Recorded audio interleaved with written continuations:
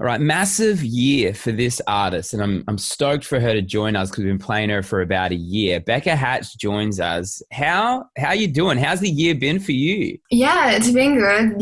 Like it started off pretty strong and then as like COVID hit, it was a bit hard for like the past few months, having shows cancelled and just kind of being stuck in lockdown. But yeah, back on my feet again, just dropped the song. So everything's like, going back to normal. So What's this year been like for you? Has it been a career kind of level up year? Have you started to see I guess, the repercussions from the work that you've been doing?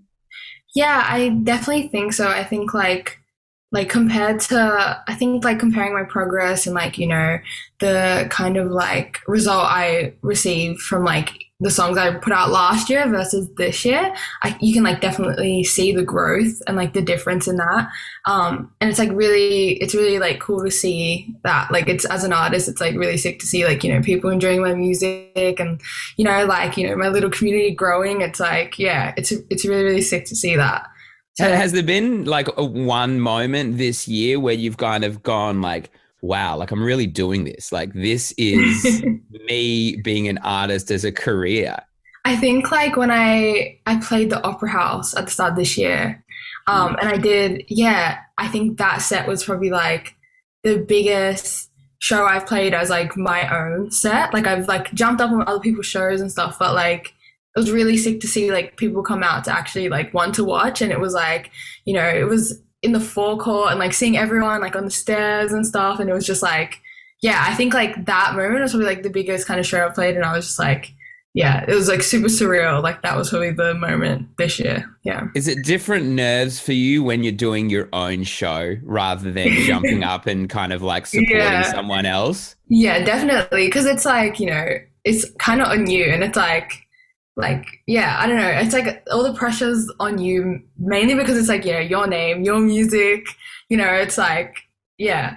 I reckon it's like, yeah, I still get nervous sometimes. So I'm not gonna lie.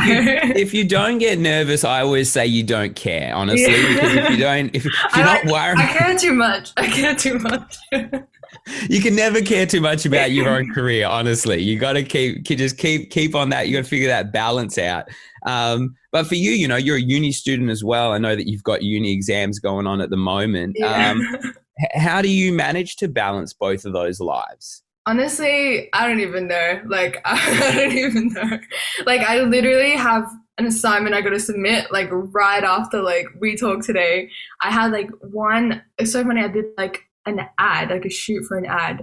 And it was like, I stayed up the night before till, like, 2 a.m. trying to, like, write my assignment. And then my call time was 4:30 in the morning.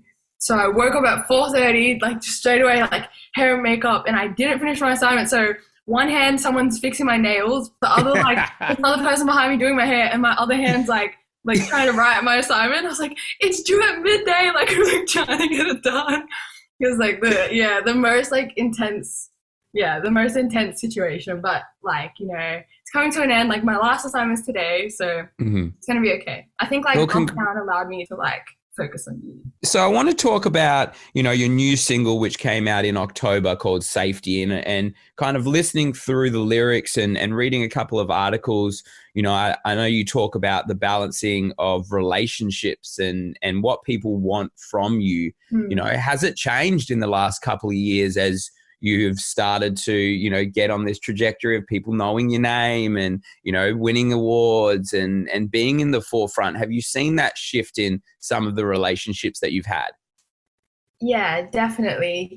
Like I feel like just being an artist sometimes and anyone who kind of like develops any sort of clout, there's definitely always going to be people that are going to Yes. switch up and act a bit different. You know what I mean? So yeah, I think like the song for me was, reaching out to people that have always been there for me and like have always been my day ones. I think like over the past few years, it's just like there's people who have come and gone. And those like day ones have always stuck with me. Oh, can you hear my dog barking? Rocco's trying to get in. Rocco wants to be a part of the interview. um, oh my gosh. But You yeah. can You can bring Rocco in if he Can wants I to get come him and and hang like out. Yeah, bring go him get to the? Rocco. Okay, I'll go get him. I'll go get him. Go get him. Make him part of the interview. That'd be great. You know what? It's not the first time though that a dog has been in an interview, so it's 100% fine. Rocco, see, there you are. You can be a part of the interview. You're way cuter, and you're cute anyway, so it just adds to the environment. He's just like.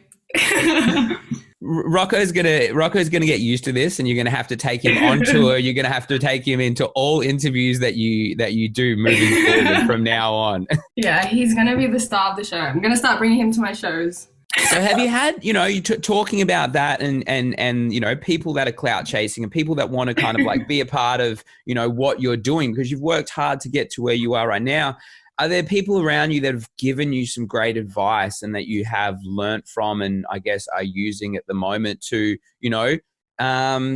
get through, it's a tough time for any artist navigating this. Yeah, well, I'm really fortunate to have like a really supportive team behind me, I have like Howie Beast behind me, and I have my manager Ricky, who have like, over the past few years been really, really good to me and really supportive of everything I've done. I think like, being so young, when I first came to the industry, I was about 16.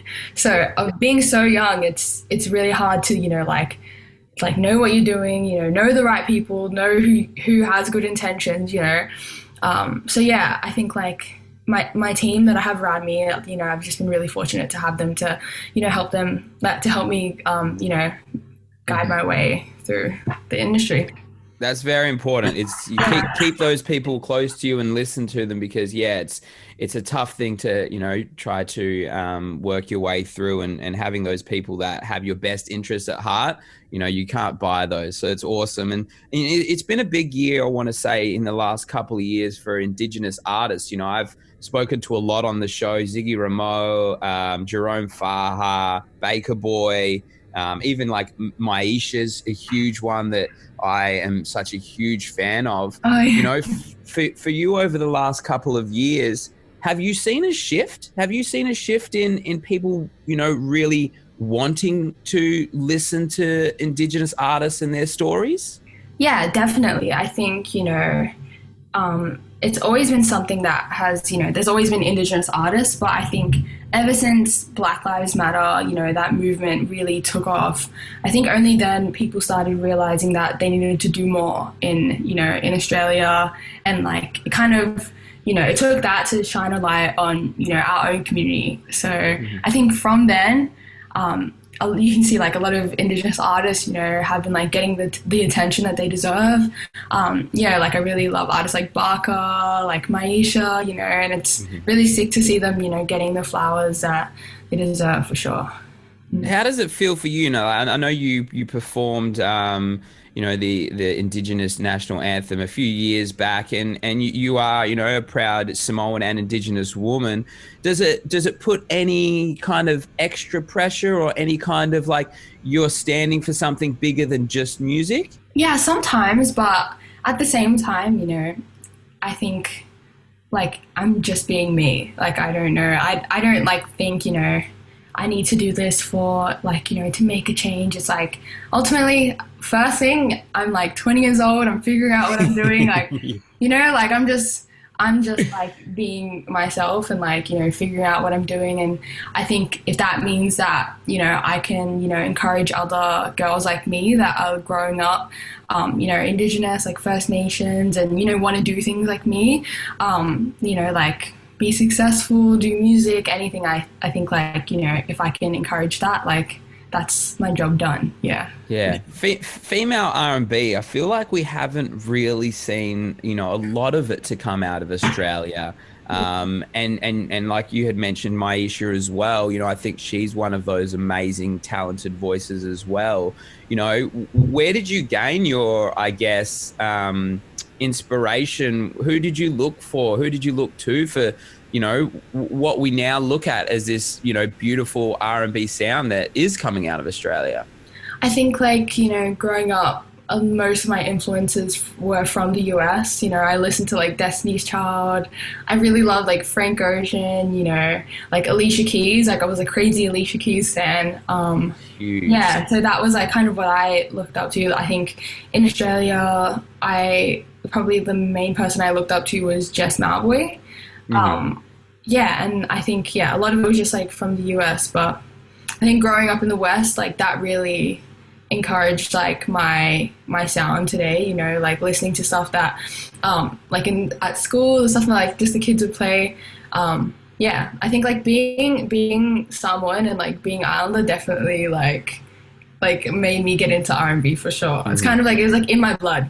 It's dope that you said Jess Malboy as well, because people really forget how long she has been doing Yeah, it and she's how the many doors she OG. has also opened as well. Yeah, definitely.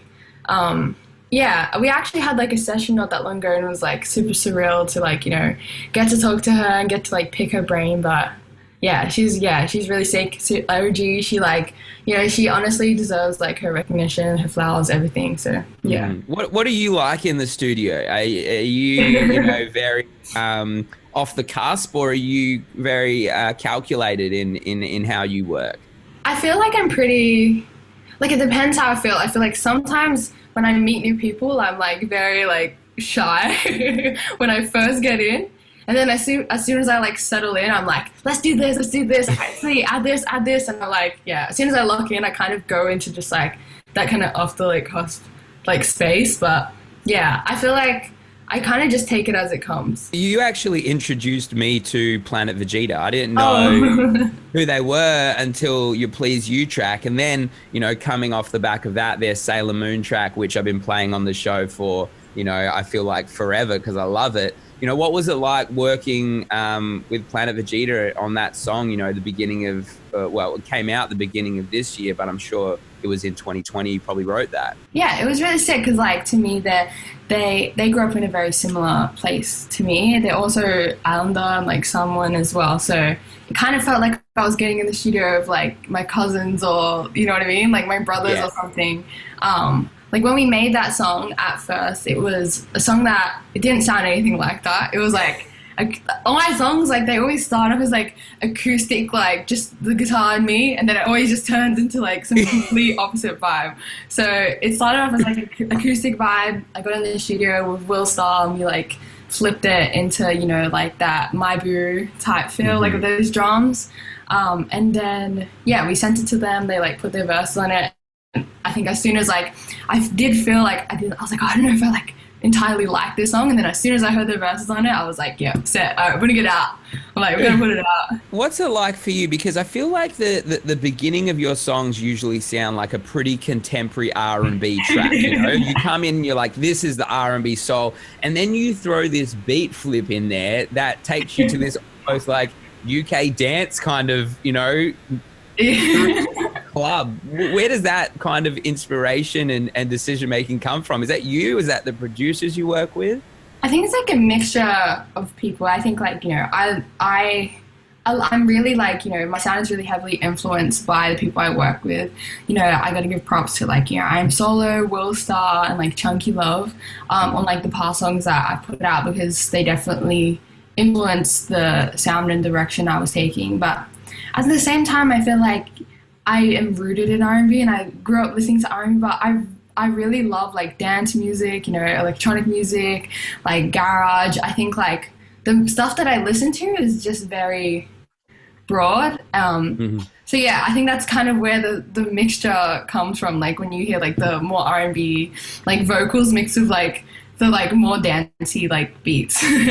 Yeah, well, and it's dope Yeah. because I feel like listening to your music, you sit in your own pocket, and you worked with Planet Vegeta, and then one of the artists who I reckon is going to be massive, coming out of this year into the next year, and I've said it, is Be Wise, who you Yeah. did the Be the One track, and you kind of are your own sound, and you don't kind of try to, it doesn't seem like you really change when you're on a track with someone else. It's like this is who you are and their sound just works around it. Is that hard for you to not kind of deviate towards someone else when they lay a verse down, or are you just, very solely focused? Um, I just like I've never really like thought about it too much. I think like every time I've worked on a song with someone else, like for instance, Be Wise, like working on that track, it was more like in the studio hearing the beat. It was kind of just I just laid down what I heard, like what came natural to me, and then he put down what he heard, and then it just kind of like mixed together. If that makes sense, like Yeah. I don't know. I've never really like thought about like I guess like here like working with artists who are like completely different, like kind of like picking up their sounds. But yeah, I just kind of when I get in the studio, I just put down like what feels natural and like what's true to myself. So yeah. Have you ever been working with another artist and they've laid something down and it's elevated you to, I guess, scrap your verse or what you've done and go, I need to step up. I need to do something Yeah, different. Does that happen? definitely, but like not with anything I have out. But yeah, that's definitely happened like before. so so let's talk about moving forward. You've dropped these 3 songs this year and it's been such a success, and I think you've really created this amazing foundation. You've got Rocco in your life, I which is know. absolutely huge. What's the direction moving forward? We're almost at the end of the year. Yeah, well, I think by the end of the year, I hopefully will have another song out. And hopefully it's everything. It's like another song that people will like, and my like like my little community enjoy. Yeah, I think I sonically like I've been really getting into like more electronic music, like dance music. So you'll probably hear more of that from me. But yeah, I'm kind of like in the stage where I'm still experimenting with my sound and what I want to do, and I'm kind of like as I'm like as an artist, as I'm growing and I'm like listening to new things, like gaining more life experience. I think that's like as new music will come out that yeah, and as my like sound will evolve, if that makes sense. Mm. Well, hey, if you're Yeah. anything like Kanye West, you'll be experimenting with your sound until I, you die. So, yeah, definitely. That would probably be like me. I would just like, well, well, I I would mean, have like a few different projects with just completely different vibes. but that's cool. Like that's how especially as an artist, you can look at your growth and you go, oh, look at this project that I dropped in 2022 in the comparison to what I'm dropping today or whenever it is. They're different stories of your life. They're different parts of your career. And if you didn't change, the people that follow along the way would kind of grow out of you very quickly. So it's Yeah. it's it's something I think you probably learn. Yeah, and also for me, it's like music something that I like really enjoy. It's something that's like an outlet. It's like so kind of it makes it fun, makes it interesting. When you're like switching Mhm. it up. Yeah, Well, exactly. We'll never stop learning. I think that's the yeah, biggest thing definitely. to take out of that. And good luck with your uni exams and your Thank final stuff, because I you. know how stressful that is, and it really takes up a lot of brain space. That does. Yeah, definitely. um, yeah, but we're going to keep going crazy with this safety track. I'm excited to hear the new music as it starts to come out and maybe a little bit more dance aligned. But you've always got a place here on the DSP on Dash Radio. Okay, Becca? Yes, thank you. Thank you so much.